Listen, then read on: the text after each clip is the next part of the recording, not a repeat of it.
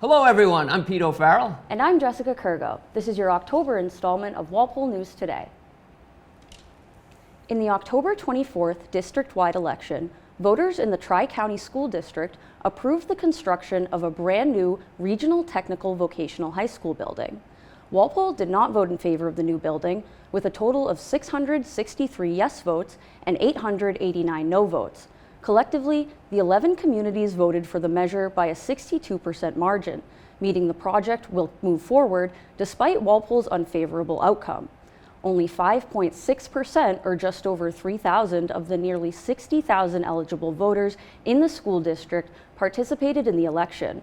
The construction project is expected to cost roughly $286 million, shared by the 11 communities.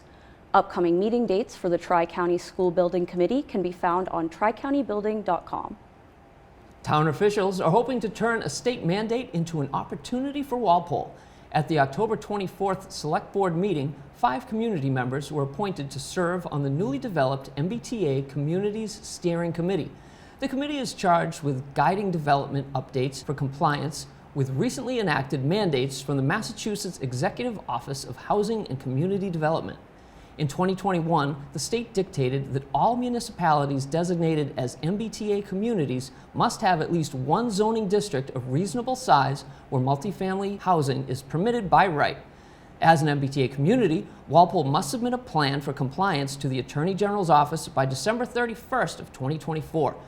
Town Administrator Jim Johnson and Community and Economic Development Director Patrick Deshane are hoping to have a zoning bylaw prepared in time for the 2024 spring town meeting. Here's more on that story. We have the flexibility, we have the time. We do have, obviously, the end of 2024, so December 31st, 2024, that's our compliant deadline. It's kind of written in terms of how you can receive compliance. Not so much, we don't even really need to hear from the AG. We just need to show documentation that we've submitted to the Attorney General, whether it's passed. I think we should give ourselves the latitude to think about what's the real right configuration of this overlay and not be bounded by any preconceived notions of, CBD and that kind of thing, but really ask ourselves what's the real right way to do this and how do we turn, what is a mandate from the state into an opportunity for the town.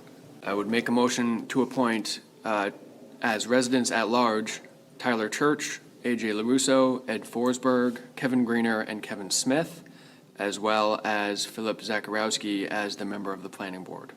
I'll second that. All those in favor, please say aye. Aye.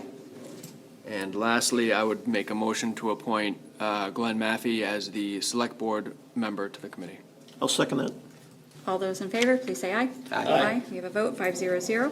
The Walpole Health Department is reminding residents of their pre-holiday closet cleanout.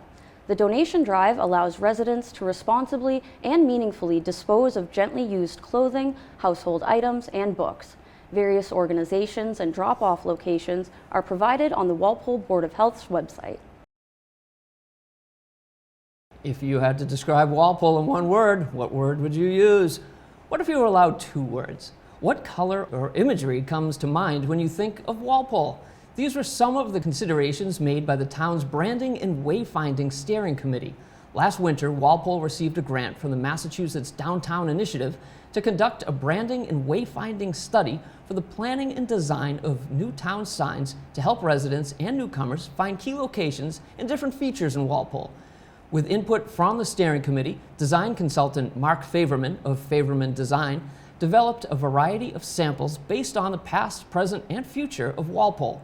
Here's more from Favorman's October 10th presentation to the Select Board. This is also a very competitive grant because this is one of the more popular things in the state to have done in a town, to give identity, to give personality, to give character to a community. All of these elements do not have to be implemented at once. They can be done over a period of time, or they can be done at once. At the end of this process, when you tell me which one you like, we will come back within a few weeks with a specification package that can be given to a vendor to actually manufacture. When you come into the town, maybe it's one of the main roads, you see, the sign A. And then as you go into the town, maybe you are looking for the town hall or the high school, or you're looking for parking. And so each one of those signs then with the same colors and the same imagery kind of functions as then another like clue to your brain that this is then an official place. Make a motion to approve the wayfinding and branding as shown on the screen right there and as discussed tonight by the board. I'll second that. All those in favor, please say aye. Aye. We have a vote. Thank you. 500. Fall town meeting wrapped up in just one night on Monday, October 16th. Representatives met in the high school auditorium to consider the 18 articles included in the warrant. Of note, the meeting approved a petition to change the date of the annual town election from the first Saturday in June to the third Tuesday in May. RTM Sarah Khatib of Precinct 8 urged the body to consider changing to a November election instead of May, citing simplicity and uniformity with state and federal elections. Later, RTM and poll worker Katie Turco-Abady of Precinct 3 spoke in support of the article, describing organizational and clerical issues that can arise when multiple elections are held at once. The article ultimately passed with a simple majority vote. Among the most debated articles was a zoning bylaw amendment allowing accessory dwelling units on single-family homes in residential districts as of right, which would eliminate the need for a special permit. An earlier version of the proposal was rejected by the town meeting in spring of 2023. Once again, concerns were raised surrounding the preservation of neighborhoods and the exclusion of neighbor notification. RTMs who spoke favorably of the proposal highlighted the state's ongoing housing crisis and what was described as a contradiction between additions to single-family homes allowed by right and accessory dwelling units requiring a permit. A substitute motion to return the article to the petitioner was ultimately rejected, and the initial article passed with a majority favorable vote.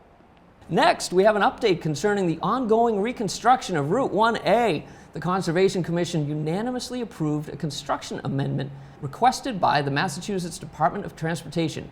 Eric Foreman, the resident engineer for the project, described the existing culvert's dangerous conditions and impending failure. According to Foreman, if the project were completed without the amendment, the town would be responsible for covering any expenses for future repairs. The Route 1A construction project was initially filed in 2020, with the area in question included in the initial filing. Here's more from the October 25th Conservation Commission meeting. Installing this, we got a look inside the culvert, and at the opening, that granite block wall, which looks rather in good condition, as it goes further in, the rocks are less square, and over time, they have collapsed in to a point, I didn't crawl all the way in there, but about mid-span of the road, it goes to almost 10 inches wide and about 18 to 20 inches tall. There's a manhole to the west of the roadway, and we'd installed it from where we put the new extension on to that manhole, thus eliminating that chance of undermining the road. There was some complaints from local residents, which sparked back in February, 2 years ago, when the ground was frozen, and then we got those rains around Martin Luther King Day. Yeah. And as the ground was frozen, no water was able to percolate down there. There is an existing drainage system there which has catch basins on it, but with the neighbors dumping their leaves, they kind of covered those up. And there was, the surface groundwater was not able to get to those catch basins. There shouldn't be additional wetlands resource area alteration. Is a culvert that if they feel like it's compromised, it really should be removed and replaced. Walpole families celebrated spooky season at the Recreation Department's first ever Falloween event on Saturday, October 28th.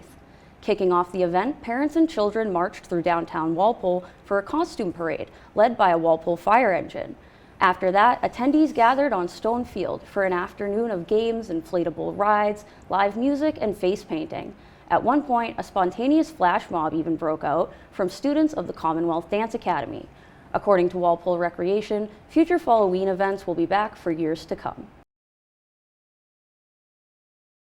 That concludes today's installment. Be sure to subscribe to our YouTube channel and follow us on social media to stay updated on all things Walpole. For Walpole News Today, I'm Jessica Kurgo. And I'm Pete O'Farrell. We'll see you next time.